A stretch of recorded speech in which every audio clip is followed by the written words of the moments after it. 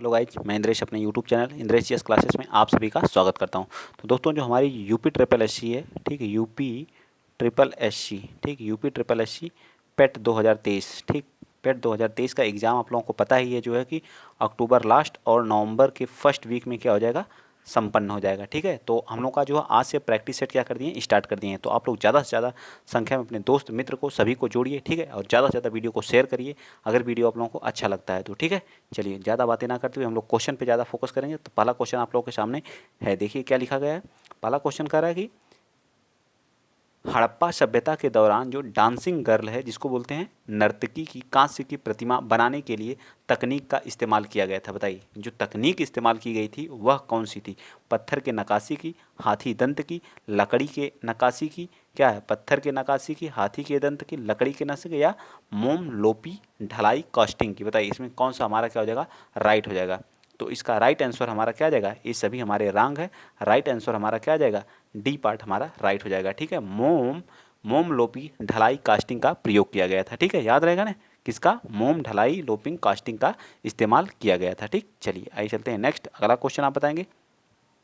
Question number देखिए, पूरा यहाँ डिटेल से भी दिया है। अगर आपका इसको पीडीएफ चाहिए आप लोगों को तो देखिए क्या लिखा गया है, पढ़ लीजिए सकते हैं भी हैं आप। जो है हड़प्पा सभ्यता के दौरान जो डांसिंग गर्ल, जिसको नर्तकी की कांस्य की प्रतिमा बनाने के लिए हम लोग किसका, लोपी ढलाई का प्रयोग किए थे। किसकी, लोपी ढलाई का। ठीक है, जिसको लास्ट वैक्स के तकनीक के नाम से सिंधु घाटी सभ्यता, जिसे हम सिंधु घाटी सभ्यता भी कहा जाता है, दक्षिण एशिया के उत्तर पश्चिम क्षेत्र में कांस्य युग की सभ्यता है। ठीक, कैसे कांस्य युगीन, कैसी सभ्यता थी, कांस्य युगीन थी। तो सारा डिटेल से पूरा दिया गया पीडीएफ। अगर आप लोगों को इसका चाहिए तो मेरे टेलीग्राम चैनल से आप लोग जुड़ जाइए और ज़्यादा से ज़्यादा वीडियो को शेयर कर दीजिए अपने दोस्त और फ्रेंड में। चलिए अगला क्वेश्चन है बौद्ध और जैन धर्म से। देखिए, जिस टॉपिक से पूछा था उस टॉपिक का मैंने यहाँ पे क्वेश्चन लिया है। कह रहा गौतम बुद्ध को ज्ञान किस नदी के तट पर प्राप्त हुआ था? बताइए, गंगा के, पुनपुन को, निरंजना के, या फिर जो है गंडक के? तो किस नदी पे हुआ था, तो निरंजना नदी के तट पे हुआ था। किस नदी के तट पे हुआ था, निरंजना नदी के तट पे हुआ था। गौतम बुद्ध को ज्ञान कहाँ पे हुआ था, निरंजना नदी के तट पे हुआ था। ठीक है, इन्होंने इनका पहला उपदेश था, ठीक है, पहला उपदेश, तो इन्होंने पहला उपदेश कहाँ पे दिया था बताइए, तो सारनाथ में। ठीक, कहाँ पे, सारनाथ में, याद रखेंगे। ठीक है, सारनाथ के वाराणसी में। सबसे ज़्यादा उपदेश इन्होंने कहाँ पे दिया था, सबसे ज़्यादा उपदेश इन्होंने कहाँ पे दिया था, सबसे ज़्यादा उपदेश जो है इन्होंने कहाँ पे दिया था, तो इन्होंने दिया था सबसे ज़्यादा उपदेश श्रावस्ती में। ठीक, कहाँ पे, श्रावस्ती में। ठीक है, श्रावस्ती में।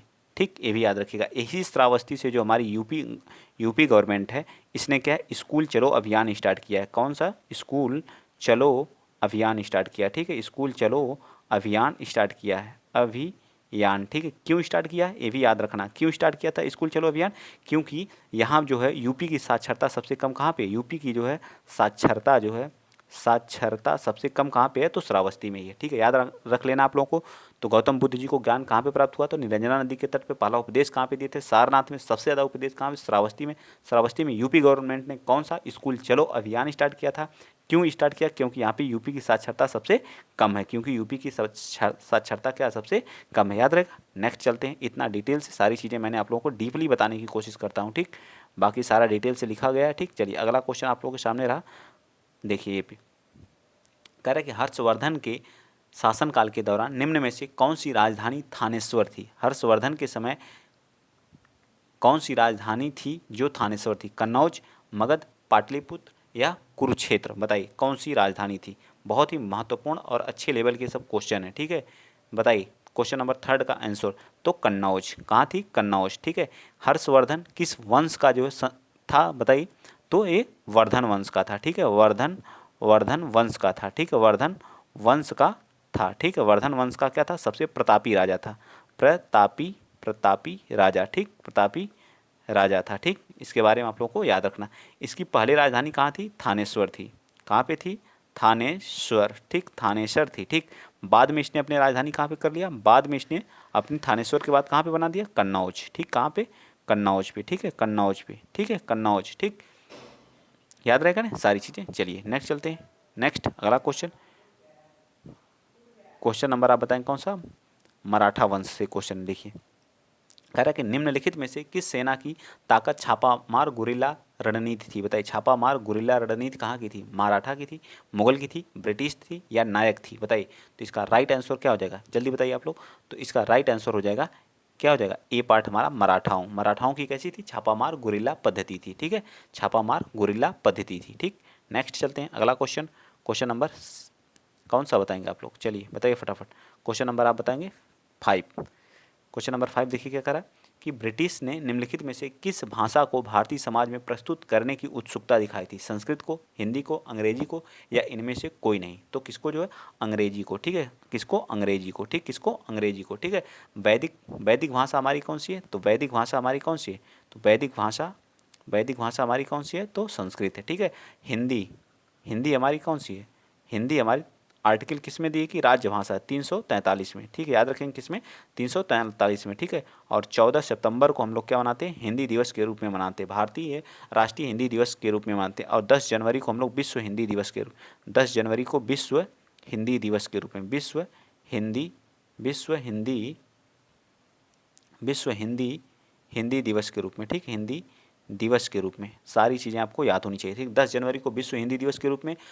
और हमारी संस्कृत क्या है? वैदिक भाषा है। ठीक है, वैदिक भाषा, और हिंदी हमारी आर्टिकल 343 में राज्य भाषा है। और 14 सितंबर को हम लोग क्या मनाते हैं? राष्ट्रीय हिंदी दिवस। ठीक है, राष्ट्रीय हिंदी दिवस। नेक्स्ट चलते हैं, अगला क्वेश्चन आप बताएंगे। क्वेश्चन नंबर कौन सा? क्वेश्चन नंबर आ जाइए आप लोग 6 पे। ठीक है, क्वेश्चन नंबर 6 पे चलते हैं हम लोग।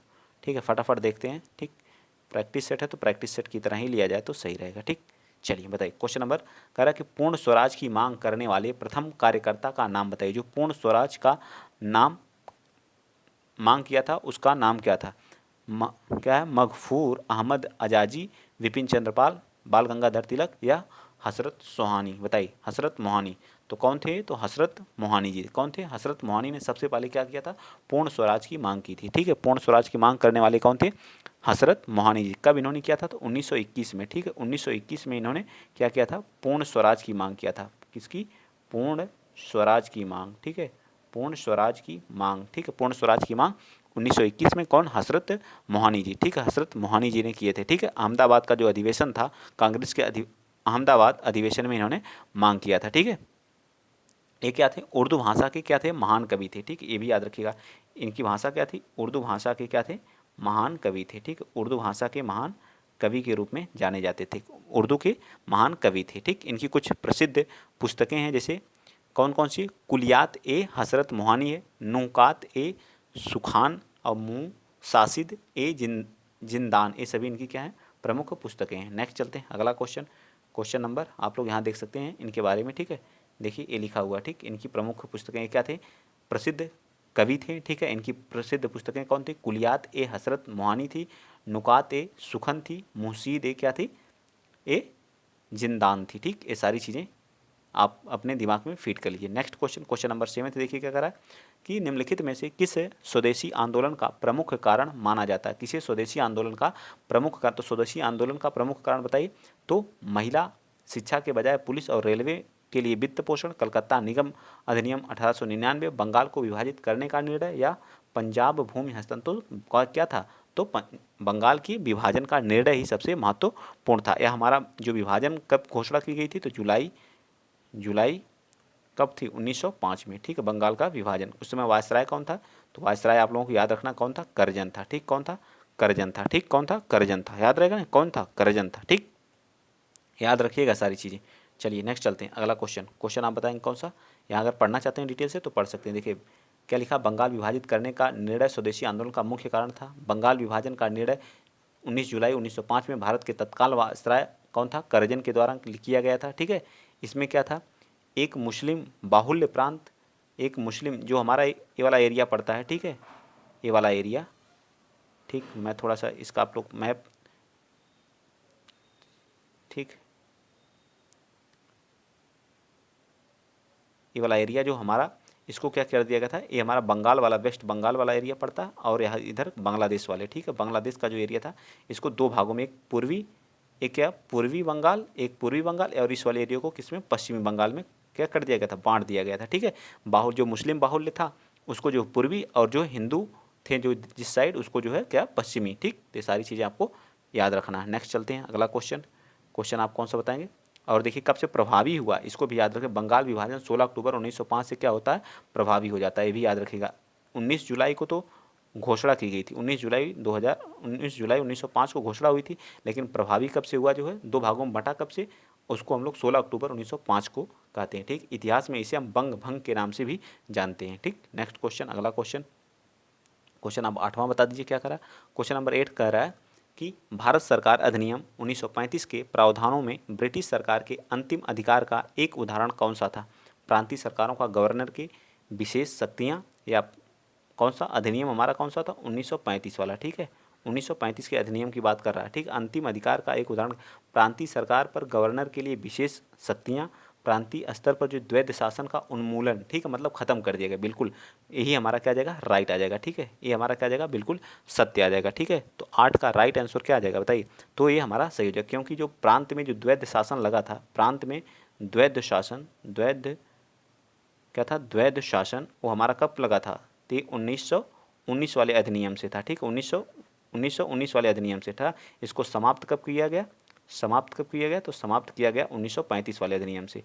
और केंद्र में जो है इसी के तहत क्या, द्वैध शासन लागू किया गया था। सारी चीज़ें याद रखिएगा। नेक्स्ट चलते हैं, क्वेश्चन नंबर आप बताएंगे कौन सा, यहाँ से आप पढ़ सकते हैं। ब्रिटिश सरकार 1935 के तहत जो है ये सारी चीज़ें आपको पढ़ी हैं, ये PDF में आपको प्रोवाइड कर दी जाएंगी। ठीक है, चलिए आगे चलते हैं। नेक्स्ट क्वेश्चन नंबर आप बताएंगे नाइन्थ क्या कह रहा है कि फॉरवर्ड ब्लॉक की स्थापना निम्नलिखित में से किसने की थी। तो फॉरवर्ड ब्लॉक की महात्मा गांधी, सुभाष चंद्र बोस, या फिर जो महात्मा गांधी या सरदार वल्लभ भाई पटेल, या फिर इनमें से कोई नहीं। तो कौन किए थे, तो सुभाष चंद्र बोस जी। कौन किए थे, सुभाष चंद्र बोस जी। बी पार्ट हमारा क्या आ जाएगा, बिल्कुल सत्य आ जाएगा, सत्य हो जाएगा। ठीक है, इन्होंने सबसे पहले कौन सा, 1900 जो 38 में अधिवेशन हुआ था उसकी अध्यक्षता इन्होंने किया था। 1939 में जो त्रिपुरी अधिवेशन हुआ था, ठीक है, कौन सा, ये कौन सा, त्रिपुरी था, त्रिपुरी अधिवेशन हुआ था। ठीक है, त्रिपुरी अधिवेशन में क्या हुए थे, इनके जो कांग्रेस का अधिवेशन हुआ था इसमें दो क्या हुए थे, कैंडिडेट खड़े हुए थे, सुभाष चंद्र बोस, एक सीता पटाभी रमैया। ठीक है, जब क्या होता है कि इसमें चुनाव होता है, गांधी जी सीता पटाभी रमैया की तरफ रहते हैं, चुनाव होता है जिसमें जो है सुभाष चंद्र बोस जी क्या करते हैं, जीत जाते हैं। तो गांधी जी कहते हैं या सीता पटाभी रमैया की हार नहीं, या मेरी हार है। इस चीज़ से आहत होकर के जो है सुभाष चंद्र बोस क्या करते हैं, त्यागपत्र दे देते हैं और इस्तीफा दे देते हैं। इस्तीफा देने के बाद 1939 में ही इन्होंने क्या कर लेते हैं, फॉरवर्ड ब्लॉक की स्थापना कर लेते हैं। ठीक है, 1939 में क्या कर लेते हैं, फॉरवर्ड ब्लॉक की स्थापना कर लेते हैं। ठीक, चलिए तो राइट आंसर हमारा बी पार्ट हो जाएगा। ठीक, इतना सारा चीज़ें मैंने डिटेल से आप लोगों को बताया। ठीक, देखिए 3 मई 1939 को नेताजी सुभाष चंद्र बोस ने उत्तर प्रदेश के उन्नाव में किया था फॉरवर्ड ब्लॉक की स्थापना। ठीक, ये सारी चीज़ें याद रखिएगा। ठीक, कहाँ पे, उन्नाव में किया था, किस जगह पे किया था, ये भी याद रख लीजिएगा, उन्नाव में किया था। ठीक, कब किया था, 3 मई 1939 को। ठीक है, 1939 को याद रखिएगा। ठीक, चलिए आगे चलते हैं। नेक्स्ट सारी चीज़ें लिखी हुई है।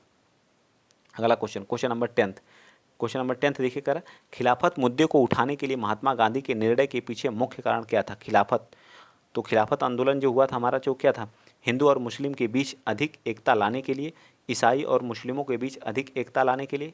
जो, तो हमारा राइट आंसर हिंदू और ईसाइयों, ये भी गलत है, ये भी गलत है, ये भी गलत है। तो हिंदू और मुस्लिम के बीच अधिक एकता लाने के लिए खिलाफत आंदोलन को क्या किया था, स्टार्ट किया गया था। ठीक है, खिलाफत आंदोलन में गांधी जी ने क्या किया था, सपोर्ट किया था। तो इसका राइट आंसर ए पार्ट बिल्कुल सत्य हो जाएगा। ठीक, नेक्स्ट आ जाइए, क्वेश्चन चलते हैं 11th क्या कर रहा है, क्वेश्चन नंबर 11 कला एवं साहित्य का, कला मथुरा में स्टेसिलिंग की पारंपरिक कला है। बताइए स्टेसिलिंग की पारंपरिक कला कौन सी है, कजरी है, लघु है, झांसी है, या सांची है, या इनमें से कोई नहीं। तो कौन सी है, तो ये हमारा राइट आ जाएगा, यही हमारा क्या आ जाएगा, क्या, सांची हमारा मथुरा और वृंदावन में प्रचलित कागज की क्या है, स्टेसिलिंग इनकी एक क्या प्राचीन कला है, जो पारंपरिक रूप से भगवान कृष्ण को समर्पित मंदिरों में अनुष्ठानिक और औपचारिक रंगोली में बनाई जाती है। ठीक, तो राइट आंसर सी हो जाएगा। नेक्स्ट आ जाइए, क्वेश्चन नंबर 12 का क्या कर रहा है, कह रहा है कि निम्नलिखित में से कौन सा देश भारत के साथ सबसे लंबी सीमा साझा करता है। ठीक है, कौन सा देश भारत के साथ सबसे लंबी सीमा साझा करता है, तो उस देश का नाम बताइए। हमारा कौन सा है, बांग्लादेश। सबसे ज़्यादा सबसे लंबी सीमा साझा कौन करता है, तो बांग्लादेश करता है। ठीक है, याद रहेगा ना कौन करता है, तो सबसे लंबी सीमा साझा करने वाले देश का क्या नाम है, बांग्लादेश है। कितना करता है, तो ये करता है 4096.7 किलोमीटर, इतनी इसकी लंबी क्या है, सीमा साझा करता है।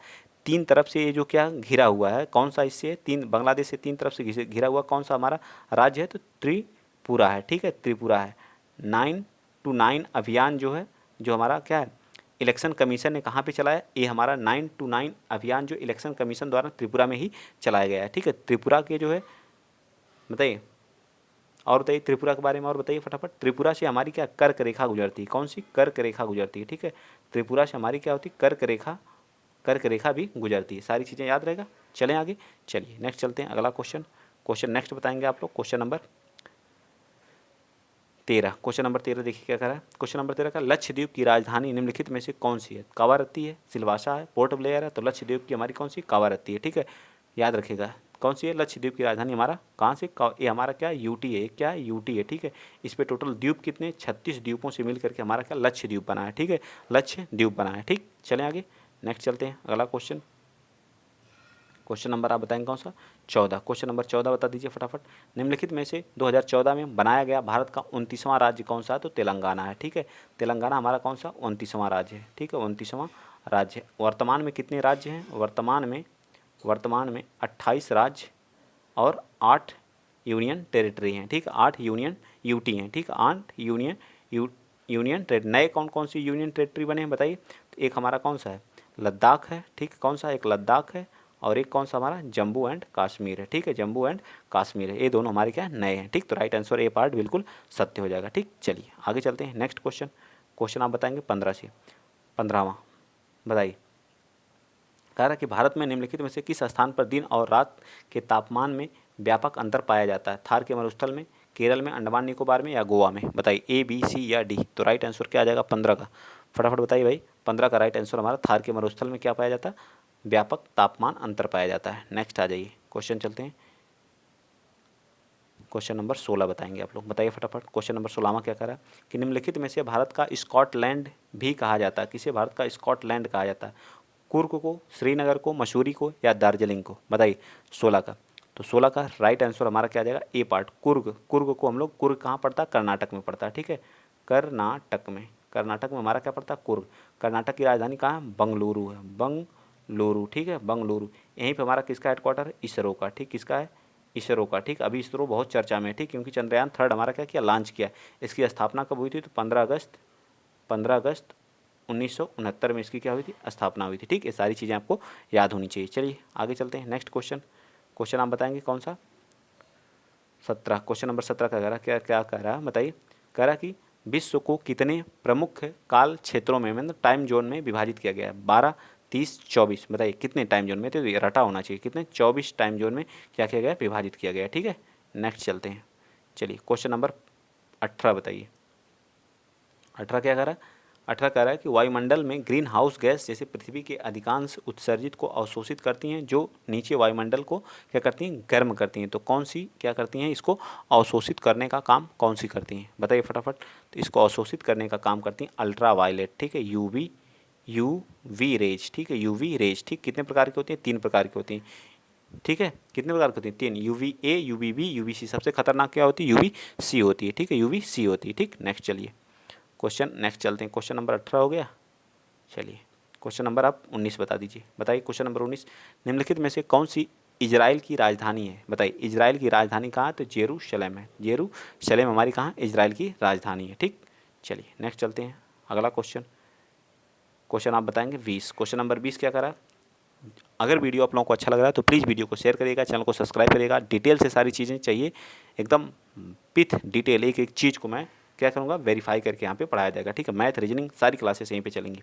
ठीक, बताइए जनसंख्या परिवर्तन का घटक नहीं है? रुग्णता, प्रवसन, मृत्यु, जन्म या बताइए कौन सा है? तो इसमें क्या? रुग्णता। ठीक है, रुग्णता जनसंख्या परिवर्तन घटक नहीं है। बाकी मृत्यु, जन्म, ये प्रवसन, ये सभी क्या है? जनसंख्या परिवर्तन के क्या है? घटक है। नेक्स्ट आ जाइए क्वेश्चन नंबर 21 चलते हैं। पर्यावरण एवं पारिस्थितिकी से क्वेश्चन है। क्या कह रहा है कि उस जंगल का नाम बताएं जिसे पृथ्वी ग्रह के फेफड़े के रूप में जाना जाता। अमेजन, तो किसको जाना जाता? अमेजन वर्षा वन को। तो बच्चे के दिमाग में फीड होगा, अमेजन वर्षा वन को हम लोग क्या? पृथ्वी का फेफड़ा कहा जाता है। ठीक है, ऐसे ऐसे क्वेश्चन पूछे गए हैं, सारे क्वेश्चन पूछे गए हैं प्रीवियस ईयर में। ठीक है, तो इनको छोड़ना नहीं है। चलिए आ जाइए नेक्स्ट क्वेश्चन नंबर 22, निम्नलिखित में से कौन सी भारतीय संविधान की प्रमुख विशेषता नहीं है? लिखित और विस्तृत बिल्कुल है। ठीक है, ये तो है द्विस्तरीय सरकार, एकल नागरिकता, सार्वभौमिक वयस्क मताधिकार। इसमें से कौन सी नहीं पूछा है? कौन सी इसकी इसकी विशेषता नहीं है, बताइए। एकल नागरिकता है, सार्वभौमिक वयस्क मताधिकार, बताइए। राइट आंसर 24 का नहीं 22 का बताइए फटाफट। तो इसका क्या जाएगा, क्या जाएगा, बी पार्ट हमारा क्या जाएगा, बिल्कुल सत्य हो जाएगा। ठीक है, द्विस्तरीय सरकार नहीं है। ठीक है, जिसका राइट आंसर क्या जाएगा, बी पार्ट बिल्कुल सत्य जाएगा। लिखित और विस्तृत संविधान तो है ही। ठीक है, नेक्स्ट चलते हैं क्वेश्चन नंबर, आप बताएंगे कौन सा, 23। 23 क्या कह रहा है, क्वेश्चन नंबर 23वां कह रहा है कि संसदीय प्रणाली में कार्यपालिका किसके प्रति उत्तरदायी होती है। जो संसदीय प्रणाली में कार्यपालिका किसके प्रति, विधानमंडल के, जनता के या न्यायपालिका की जो कार्यपालिका किसके प्रति उत्तरदायी होती है, इसको बताना है 23 का। तो यह किसके प्रति होती है, कार्यपालिका विधानमंडल के प्रति क्या होती है, उत्तरदायी होती है। ठीक है, विधानमंडल के प्रति उत्तरदायी होती है। नेक्स्ट आ जाइए क्वेश्चन नंबर, चलते हैं हम लोग 24 का बताइए। 24 क्या करा, भारतीय संविधान के अनुच्छेद 19 में कौन सा अधिकार शामिल है, संवैधानिक उपचारों का अधिकार, बिल्कुल गलत है। ठीक है, ये तो नहीं है।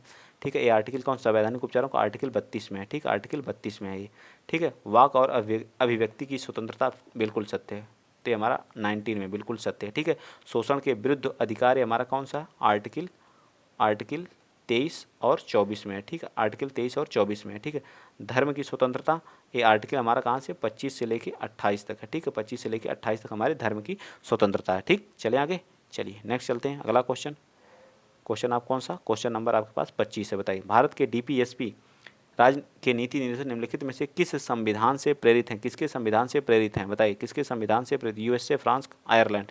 तो कहाँ से लिए गए हैं, तो आयरलैंड से लिए गए हैं। कहाँ से लिए गए हैं, हमारे राज्य के नीति निर्देशक तत्व जो है कहाँ से लिए गए हैं, तो आयरलैंड से लिए गए हैं। किस, हमारे जो नीति निर्देशक DPSP, ठीक है, तो हमारे कहाँ से लिए गए, आयरलैंड से, आयरलैंड से। ठीक है, किस आर्टिकल से हैं, तो आर्टिकल हमारा कहाँ से, 35 से 51 तक। ठीक है, 35 से 51 तक। भाग कौन सा है, भाग हमारा कौन सा, चौथा है। ठीक है, भाग कौन सा, 4th है। ठीक, चलें नेक्स्ट, आगे चलें। सॉरी 35 नहीं 36 से है। ठीक है, याद रखिएगा 36 से 51 तक है। ठीक, थोड़ी सी मिस्टेक हो गई थी। चलिए आगे चलते हैं, नेक्स्ट क्वेश्चन। क्वेश्चन नंबर आप कौन सा बताएंगे, क्वेश्चन नंबर 26 बताइएगा। निम्नलिखित में से किस राज्य में विधान परिषद है, बताइए। आर्टिकल 169 में भारत के राज्य में विधान परिषद हो सकती है। ठीक है, जो हमारा विधानमंडल है, विधानमंडल, ठीक है, विधानमंडल जो हमारा किससे मिलकर बना है, तो हमारा क्या, राज्यपाल, राज्यपाल, ठीक, विधानसभा, विधानसभा, और जहाँ विधान परिषद है वो, ठीक है, कहीं कहीं विधान परिषद है, विधान परिषद है। ठीक है, विधान परिषद इससे मिलकर के बना है। तो ना तो कहाँ पे, ना यहीं है, ना यहीं है, कहाँ पे, ना तो गुजरात में, हमारी कर्नाटक में। कहाँ पे, कर्नाटक में हमारी विधान परिषद है। तो कितने राज्यों में, तो टोटल 6 राज्यों में हमारी क्या है, विधान परिषद है, याद रखिएगा। ठीक है, उत्तर प्रदेश, बिहार हो गया, महाराष्ट्र हो गया, कर्नाटक हो गया, तेलंगाना हो गया, आंध्र प्रदेश हो गया। 6 राज्यों में हमारी क्या है, विधान परिषद है। नेक्स्ट आ जाइए। ठीक है, 6 राज्यों में एक विधान परिषद है। ठीक है, 2022 में 28 में से 6 राज्यों में, देख लीजिए यहाँ पे लिखा भी हुआ है। आप लोग PDF ले लीजिए, PDF में सारी चीज़ें आप लोग प्रोवाइड मिल जाएंगी। ठीक है, देखिए यहाँ लिखा है ना, आंध्र प्रदेश, कर्नाटक, तेलंगाना, महाराष्ट्र, बिहार, उत्तर प्रदेश। ठीक, चलिए नेक्स्ट क्वेश्चन, अगला क्वेश्चन बताएंगे आप लोग, क्वेश्चन नंबर 27।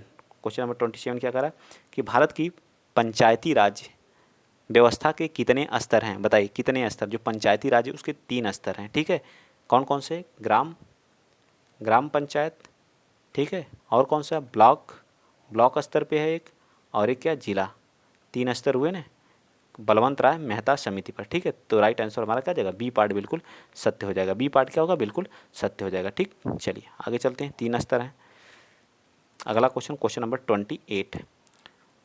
1991 में नई जो आर्थिक नीति आई थी, जिसको NEP बोल के तहत उदारीकरण और निजीकरण के पहल का प्राथमिक परिणाम निम्नलिखित में से क्या, राजकोषीय नीति सुधार, मौद्रिक नीति, वैश्विकरण। बताइए कौन सा था, तो वैश्विकरण था। क्या था, वैश्विकरण था। 28 का राइट आंसर क्या आ जाएगा, 28 का राइट आंसर C आ जाएगा। ठीक है, वैश्विकरण। ठीक, नेक्स्ट आ जाइए, चलते हैं नेक्स्ट क्वेश्चन। क्वेश्चन नंबर आप बताएंगे कौन सा, 29 क्या कह रहा कि निम्नलिखित स्थिरता के साथ विकास के उद्देश्य से निम्नलिखित में से कौन सी पंचवर्षीय योजना शुरू की गई थी। स्थिरता के विकास से कौन सी, चौथी, छठी, तीसरी या 5वीं पंचवर्षीय योजना, बताइए। 29 का, तो 29 का राइट आंसर हमारी चौथी पंचवर्षीय योजना। ठीक है, कौन सी, चौथी पंचवर्षीय योजना। ठीक, याद रहेगा, चौथी पंचवर्षीय योजना। फर्स्ट वाली जो थी, फर्स्ट पंचवर्षीय योजना कब हुई थी, 1991 से 1956 तक प्रथम वाली थी, ठीक। सेकंड वाली कब से थी? 1956 से 1961 तक, ठीक है। थर्ड वाली कब से कब थी? 1961 से 66 थी, ठीक है। फिर 3 साल का क्या आ गया था? योजना अवकाश आ गया था 1966 से 1969 तक, ठीक।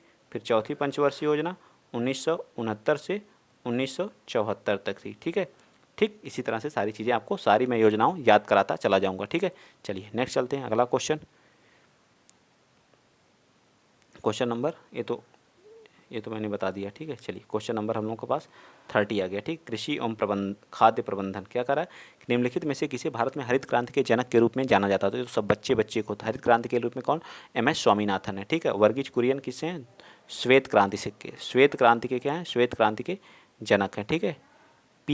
पीली क्रांति के कौन है? पीत क्रांति के कौन है? पीत क्रांति के जनक कौन है? तो सैम पित्रोदा हैं। पीत क्रांति के सैम पित्रोदा हैं, ठीक।